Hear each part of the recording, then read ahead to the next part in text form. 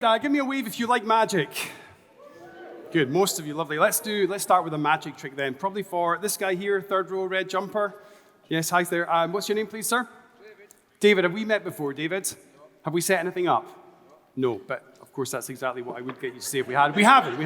David, I've got a pack of cards in my pocket. There's 52 of them here. They are relatively well shuffled. And what I'd like you to do for me, David, is think of a card. Think of a card. You can change your mind as many times as you want. But once you've got one, I want you to send it to me, David, okay? Send me the card you're thinking of with your mind. Oh. Received. Think I've got it, David. I'm going to take one card out. I don't even know why that's funny. One card out, a prediction. I'm going to leave it in my pocket like that. David, I've now committed. That's what it looks like. And a loud voice. And you really need to shout it. It's a big old room today. Loud enough so the whole room can hear. I'd like you to shout out the name of the card that you were just thinking of. The Six of Hearts. Six of Hearts. So from all of these here, is there any reason for that? Or that was just the first one that came to mind when I asked you to think of a card from the deck? Just the first one. Well, David, believe it or not, tonight, in this instance, I'm afraid you got that one wrong. Sorry, David, it was actually the Queen of Clubs. Thank you very much. I love magic, especially when it works. And that one does work once every 52 times, but mainly because it's a shortcut to a dream. Yeah, you want to have money, you just make it appear. Why fly to your next meeting when you could just levitate? But what I do really love is the idea of transformation. And not just magic-y transformation, here's a dove, now it's a rabbit, but genuine personal transformation. Maybe you want to transform your body into a body with a six-pack. Maybe you want to become a better parent. Maybe you want to become a great leader in your organization. In fact, give me a wave again if you can think of one transformation you would like to go through yourself. You can think of one that you'd like to go through yourself. So probably on balance, the majority of the audience. Well, this afternoon, what I'd like to give you are 3 secrets that will help you supercharge your own personal transformation. And it stems from one of the most sophisticated devices that we as a society have ever developed to explore the human condition: reality television. Back in the early noughties, there was a TV show on Channel 4 here in the UK called Faking It. I loved it. It was a show about transformation. Every participant on this show had to fake it until they made it. What that meant was every contestant had 4 weeks to learn a new skill, a new job, often the opposite from the one that they already had. There was highs and lows. There was expert mentors to get them through. But at the end of every 4-week period, there was always a final test.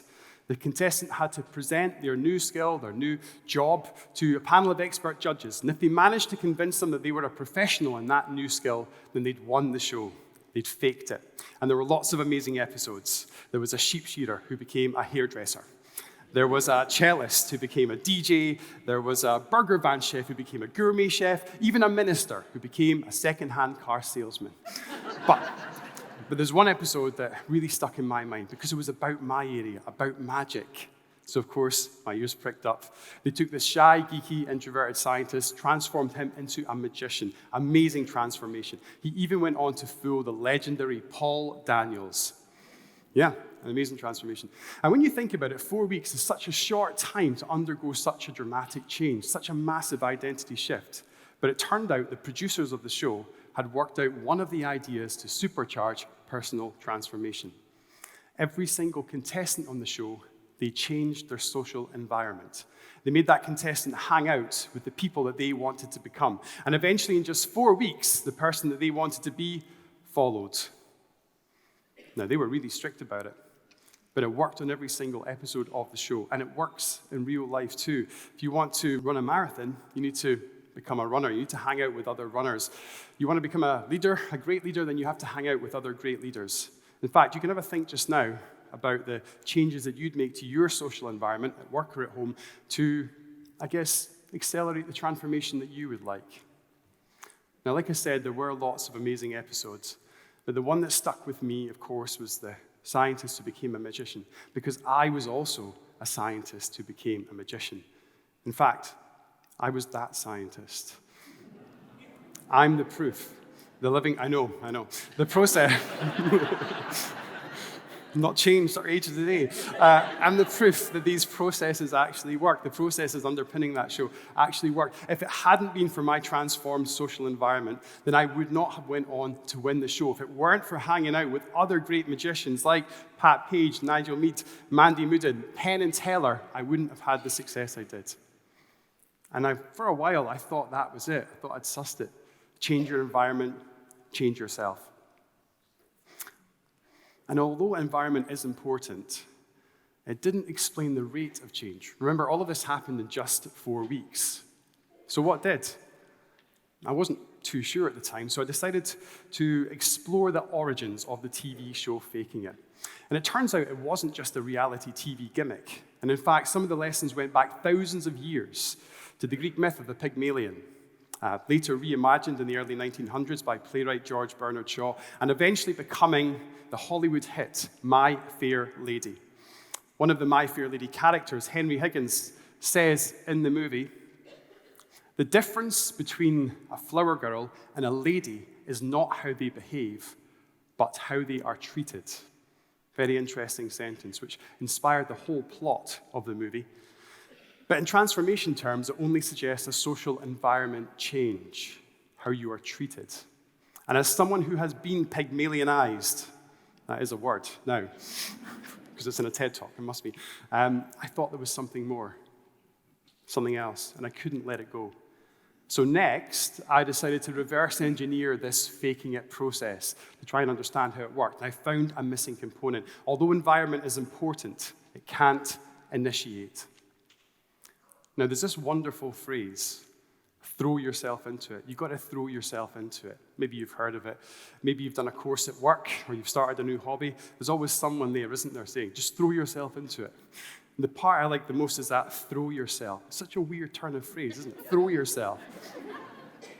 Well, to accelerate the rate of transformation, you have to initiate identity shift. You literally have to throw yourself in. And for me on that show, that meant saying yes to every single challenge that I was faced with, even when I knew it was going to be horrific. A few weeks into the faking it process, I was given this challenge to write a 5-minute comedy club set. And I thought, oh, wow, what a great thought experiment. How naive. Later that day, the penny dropped. I realized where it was going, and right enough that night, I was in a car, driving across London to a central city comedy club venue where I was about to deliver my first ever comedy club presentation. Before that, the only time I'd had on stage was second desk viola in the school orchestra. Minutes after I'd arrived, the compere introduced me. Please, put your hands together. Welcome to the stage, Kevin McMahon. And there was applause. There always is at the start. I literally threw myself on stage. And once I'd steadied, once I'd got used to the lights, I delivered my first line. Fat penguins. I just thought I'd say something to break the ice. And laughter. I will never forget that moment, my first comedy club laugh. That will live with me forever, the buzz of that moment. For the first time in the process, I felt myself changing, transforming. I believed I was funny. I believed I was becoming an entertainer. And if I hadn't thrown myself in, well, I could have been set back weeks. I would have needed cajoling to get back out there and do it. But because I did, the rate of transformation increased. That laugh changed everything. Or so I thought. The next morning I woke up. The old doubts were there. The old identity lingered. I thought I'd changed, but I hadn't. I hadn't changed. It turns out that comedy club moment was just one of those many times during the faking it process where I had to decide on who I was becoming. And I had to make that decision over and over again throughout the process. And there were many times like it, like when I learned my first card trick. And then an hour later, I had to go out and perform it in front of 20 strangers. Or when I'd been doing magic for just 2 weeks and I was flown to Las Vegas and I had to go and try and fool the legendary Penn and Teller. It wasn't chance. It was structured. Identity shift sparked the transformation. The environment sustained it, supported it. And the more I threw myself in, the more I became a magician. In many ways, the faking it process was like a perfect conditions experiment. Yeah, the ideal transformation laboratory. The conditions were engineered. The mentors were world-class. The challenges kept on escalating. The stakes kept on rising. But whether you live in the perfect world or you live in messy real life, the rate of change of personal transformation is directly proportional to the number of reps that you put in, particularly in a given time period. Now, my environment was notched up to full, or at least I thought it was. And every time I threw myself in, every time I stabilized at a new level, the dial was turned up again. The next challenge more difficult, the next room bigger, the next task, the next audience more difficult to manage. And to be honest with you, it wasn't luck. It certainly wasn't talent. It was the structure and the escalation at pace. There was a moment in the Faking It show that wasn't televised. I'll share it with you now. It was maybe about 10 days before my final test. And I was out every single night at comedy clubs in London, 3 times per night, performing my act over and over again to the most judgmental London comedy club audiences. I put the reps in. Now, I know we all don't have reality TV resources at our disposal, right? But we can choose our environment. We can decide on the right people to hang out with, and we can decide to make those increasingly difficult challenges, take them on at pace. Now, I was lucky my environment was chosen by the TV producers of the Faking It show. I didn't have to do that. You might have to. But you can choose your own identity, who you want to become, and you can decide to do those challenges at pace. And that's it. That's my faking it to making it transformation model, I guess you'd say. Maybe the more difficult part, though, is deciding what, or indeed who, you want to become.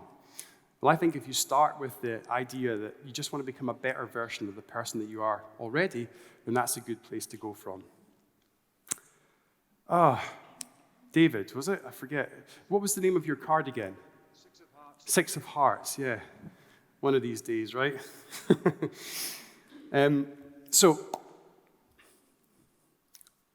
in summary, create your environment, choose your identity, and then repeat that process at pace. And you'll find that supercharged transformation isn't really a mysterious process, but the scientist inside me tells me it's a mechanical one. And eventually, the transformed you will follow, just like magic.